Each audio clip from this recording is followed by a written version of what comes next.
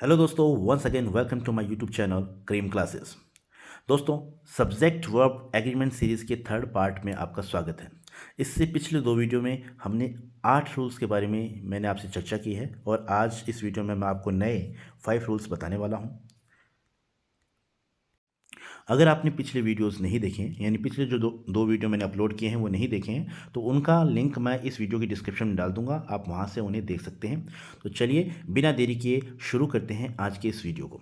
दोस्तों, आज का हमारा जो पहला रूल है जो कि रूल नंबर 9 है वो क्या कहता है देखते हैं। तो उसके अकॉर्डिंग हम मान लीजिए कि हमारा रूल है रूल नंबर 9। ये देखिए, रूल नंबर 9 कहता है कि जब दो सब्जेक्ट जिनमें एक सब्जेक्ट आर्टिकल से जुड़ा है, दूसरा सब्जेक्ट के पहले कोई आर्टिकल नहीं है, या दोनों ही सब्जेक्ट आर्टिकल से जुड़े हुए हैं, या दोनों ही सब्जेक्ट के पहले कोई आर्टिकल नहीं है, तो कौन सी वर्ब वहाँ पर हम यूज़ करेंगे। चलो इस रूल के अंदर देखते हैं।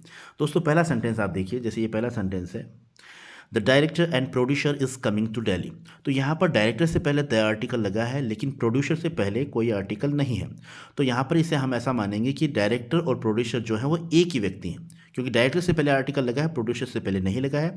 तो इसका सेंस यही होगा कि डायरेक्टर और प्रोड्यूसर जो है वो एक ही व्यक्ति है, और जब एक ही व्यक्ति है तो हमारा सब्जेक्ट सिंगुलर है, और जब सब्जेक्ट सिंगुलर होता है तो वर्ब भी हमेशा सिंगुलर आती है। लेकिन अगर मान लो दोनों डायरेक्टर और प्रोड्यूसर दोनों से पहले आर्टिकल द लगा होता तो वहाँ पर ये दो अलग अलग व्यक्ति हो जाते, और जब दो अलग अलग व्यक्ति हो जाते तो ये प्लूरल हो जाते, और जब सब्जेक्ट प्लूरल होता है तो वर्ब भी हमेशा उनके साथ प्लूरल ही आती है। तो यही देखो सेकंड एग्जांपल में जो जो दिया गया है, सेकंड एग्जांपल आप देखिए, the writer and the editor of this film have been invited. तो यहाँ पर राइटर से पहले भी आर्टिकल है और एडिटर से पहले भी आर्टिकल है। तो यानी इसका मतलब यही हुआ कि दो अलग अलग व्यक्तियों की बात की गई है, और जब दो अलग अलग व्यक्तियों की बात की गई है तो इसका मतलब सब्जेक्ट हमारा क्या हुआ, प्लूरल हुआ, और प्लूरल हुआ तो हमने वर्ब जो है वो प्लूरल यूज़ किया है, यानी हैव को यूज़ किया है एज ए प्लूरल वर्ब। तो आप उम्मीद करता हूँ आप ये चीज़ समझ गए होंगे। अगला एग्जाम्पल देख लेते हैं, जैसे ये एग्जाम्पल है, author and contributor are suppose to attend the press conference today. तो यानी ऑथर से पहले भी आर्टिकल नहीं है और कंट्रीब्यूटर से भी पहले आर्टिकल नहीं है, दोनों से पहले आर्टिकल नहीं है। तो यहाँ पर हम इन्हें अलग अलग व्यक्ति मानेंगे, और जब अलग अलग व्यक्ति मानेंगे तो ये प्लूरल सब्जेक्ट माना जाएगा, और प्लूरल सब्जेक्ट होगा तो यहाँ पर वर्ब जो है हमने आर यूज़ की है वो एज ए प्लूरल वर्ब की है। तो कुल मिला के ये रूल यही कहता है कि अगर दोनों सब्जेक्ट से पहले आर्टिकल है, अगर दोनों सब्जेक्ट से पहले आर्टिकल है तो उसे हम प्लूरल ट्रीट करेंगे, अगर दोनों में से एक से पहले आर्टिकल है तो उसे हम सिंगुलर ट्रीट करेंगे, और अगर दोनों के ही पहले आर्टिकल नहीं है, जैसे ऑथर और कंट्रीब्यूटर इस एग्जांपल में दिया हुआ है, तो वहाँ पर हम उसे प्लूरल ही ट्रीट करेंगे। तो ये था हमारा रूल नंबर 9। अब बात कर लेते हैं रूल नंबर 10 की। रूल नंबर हमारा 10 क्या कहता है, देखिए ये रहा आपका रूल नंबर 10। रूल नंबर 10 में क्या कहता है कि अगर ऐसा फॉर्मेशन आपके सामने हो, कैसा, ए ऑफ पी, यानी ऑफ प्रीपोजिशन से दो सब्जेक्ट आपके जुड़े हुए हैं। जैसे एग्जांपल्स देख लेते हैं, ये एग्जांपल है, ये फर्स्ट एग्जांपल है, दिस अलमीरा of books is mine. Second example है, the people of my country are extremely talented.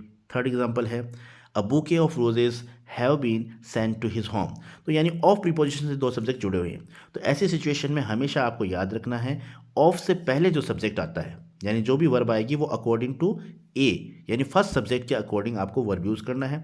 तो ऑफ से पहले प्रीपोजिशन है दिस अलमीरा, इस एग्जांपल दिस अलमीरा है तो दिस अलमीरा के हिसाब से हमने यहाँ पर इज़ यूज़ कर दिया।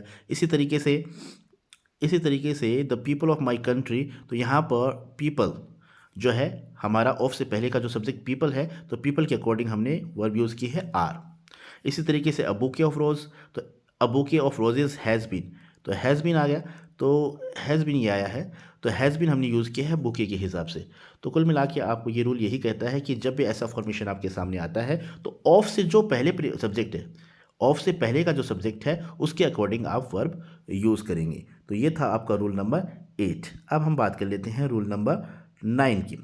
रूल नंबर 9 क्या कहता है देखते हैं, सॉरी रूल नंबर 11, जो कि आज की वीडियो का तीसरा रूल है। इस रूल के अकॉर्डिंग हम इसे समझने की कोशिश करते हैं, ये क्या कहता है। रूल नंबर 11 के अकॉर्डिंग जैसे पिछले रूल नंबर 10 में मैंने आपको बताया था कि अगर ऑफ प्रीपोजिशन से पहले सब्जेक्ट के अकॉर्डिंग हम वर्ब लगाते हैं, लेकिन रूल नंबर 11 कहता है कि all of the a, some of the a, या ए लॉट ऑफ ए। यानी अगर ऐसा फॉर्मेशन आपके सामने आता है जो सेंटेंस ऑल ऑफ द से शुरू हो, या सम ऑल ऑफ द से शुरू हो, या सम ऑफ द से शुरू हो,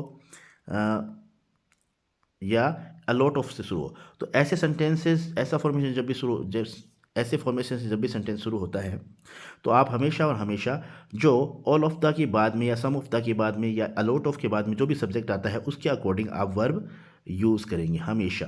जैसे फर्स्ट एग्जांपल देख लीजिए, all of the books are mine, हमने यहाँ बुक्स के अकॉर्डिंग वर्ब को यूज़ किया है। सेकंड एग्जांपल देखिए, some of the mobiles are manufacturing, तो यहाँ पर हमने मोबाइल्स के अकॉर्डिंग वर्ब को यूज़ किया है।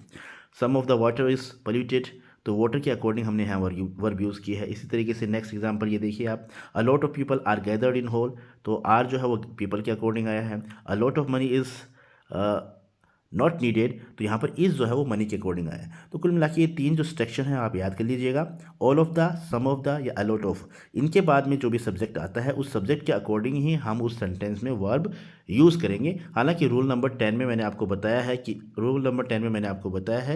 ए ऑफ बी का फॉर्मेशन आता है तो उसमें सब्जेक्ट ऑफ से पहले जो सब्जेक्ट आता है उसके अकॉर्डिंग हम वर्ब लगाते हैं। लेकिन ये एक्सेप्शन मान सकते हो आप, या इस फॉर्मेशन को आप याद कर लेना, all of the, some of the या अ लॉट ऑफ, इनके बाद में जो सब्जेक्ट आता है किसी भी सेंटेंस में तो हम वहाँ पर इनके बाद में आने वाले सब्जेक्ट के अकॉर्डिंग ही वर्ब यूज़ करेंगे। तो ये जो दो रूल हैं, इन रूल को आप अच्छी तरीके से याद कर लेना। अब बात करते हैं हमारे नेक्स्ट रूल की। रूल नंबर 12 है। रूल नंबर 12 क्या कहता है? सिंपल से ही ये कुछ फॉर्मूलाज मैंने क्रिएट किए हैं, इनको आप अच्छे तरीके से याद कर लेना। रूल नंबर 12 कहता है कि जब भी आपके पास ऐसा फॉर्मेशन आए, a number of plus plural verb या the number of plus singular verb, यानी ए नंबर ऑफ के साथ हमेशा आप प्लूरल वर्ब यूज़ करेंगे और द नंबर ऑफ के साथ आप हमेशा सिंगुलर वर्ब यूज़ करेंगे। हालांकि अ नंबर ऑफ और द नंबर ऑफ दोनों के बाद में ही प्लूरल नाउन आता है, लेकिन अ नंबर ऑफ के बाद में प्लूरल नाउन आता है लेकिन आपको वर्ब हमेशा प्लूरल यूज़ करनी है, और द नंबर ऑफ के बाद में भी प्लूरल नाउन आता है लेकिन वर्ब आपको कौन सी यूज़ करनी है? सिंगुलर करनी है। तो इस रूल को आप अच्छे तरीके से याद कर लीजिएगा, a number of plus plural verb, यानी ए नंबर ऑफ के साथ हमेशा आपको कौन सी वर्ब यूज़ करनी है?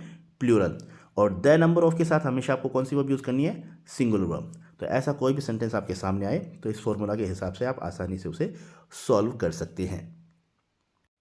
अब बात करते हैं रूल नंबर 13 की। रूल नंबर 13 कहता है, रूल नंबर 13 ये रहा आपका, ये रूल नंबर 13 जो है, रूल नंबर 13 क्या कहता है? रूल नंबर 13 कहता है कि कोई भी सेंटेंस अगर नथिंग बट से शुरू है तो आप उसमें हमेशा और हमेशा सिंगुलर वर्ब यूज़ करेंगे। जैसे एग्जांपल देख लेते हैं। पहला हमारा एग्जांपल है, nothing but animals was seen there. तो यहाँ पर आपने नथिंग बट के कारण यहाँ पर हेल्पिंग वर्ब जो है वो वॉज यूज़ किया है। इसी प्रकार दूसरा एग्जांपल हमारा, nothing but books is sold there. तो यहाँ पर हमने नथिंग बट के कारण वर्ब हमारी जो है सिंगुलर यूज़ की है, सिंगुलर वर्ब इज़ का हमने यहाँ पर यूज़ किया है। अब इस सेंटेंस का मतलब यही होता है कि nothing but animals was seen there, मतलब जानवरों के अलावा वहाँ पर कुछ भी नहीं देखा गया। इसी प्रकार nothing but books is sold है, यानी किताबों के अलावा वहाँ पर कुछ भी नहीं बेचा जाता है, यानी सिर्फ किताबें बेची जाती हैं, किताबों के अलावा कुछ भी नहीं बेचा जाता। ये तो इन दोनों सेंटेंसेस का सेंस है, लेकिन हमें तो वर्ब यूज़ करनी है, तो आपको वर्ब नथिंग बट के अकॉर्डिंग ही यूज़ करनी है। तो नथिंग बट के साथ आप हमेशा और हमेशा सिंगुलर वर्ब यूज़ करेंगे। तो ये था आज का छोटा सा वीडियो। उम्मीद करता हूँ आपको ये वीडियो पसंद आया होगा। अगर आपको ये वीडियो पसंद आया है तो प्लीज़ प्लीज़ प्लीज़ इसे लाइक, शेयर और सब्सक्राइब कर दीजिएगा। जल्दी मुलाकात होगी नए वीडियो में नए रूल्स के साथ। Thank you so much for watching this video. Keep watching, keep learning, have a nice day.